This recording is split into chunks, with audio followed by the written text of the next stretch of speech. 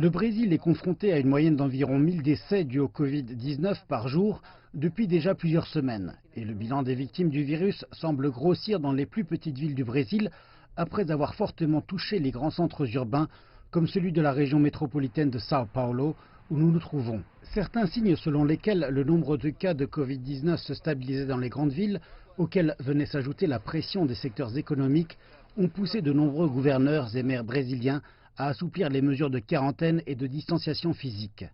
C'est le cas ici dans l'état de São Paulo, où les boutiques de rue et les centres commerciaux ont déjà rouvert, bien qu'ils soient tenus de respecter les nouveaux protocoles de santé pour fonctionner. Bruno Covas, le maire de São Paulo, a annoncé récemment ses plans pour la réouverture des restaurants et des bars à compter du 6 juillet, soit dans environ une semaine. Cependant, d'autres régions, comme la ville de Belo Horizonte, la capitale de l'état du Minas Gerais, reviennent à présent sur la réouverture après un pic de cas de Covid-19. Belo Horizonte avait commencé à assouplir ses mesures de quarantaine il y a environ un mois. Mais depuis, il y a eu une nouvelle poussée d'infection et le taux d'occupation des lits dans les hôpitaux frôle les 90%. Ceci a poussé vendredi le maire de Belo Horizonte, Alexandre Khalil, à ordonner la fermeture à nouveau de la ville, seuls les services considérés essentiels étant autorisés à fonctionner. On craint que la même chose ne se passe dans les autres villes qui ont déjà commencé à rouvrir. Dimanche, le Brésil a aussi assisté à des manifestations relativement petites en faveur et en opposition au gouvernement et aussi en hommage aux victimes du Covid-19.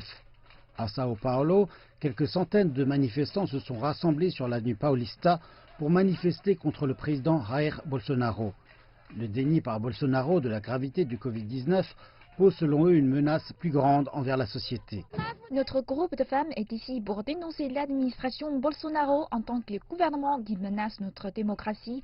Bolsonaro a comparé le Covid-19 à un petit rhume et à présent nous avons plus de 56 000 morts.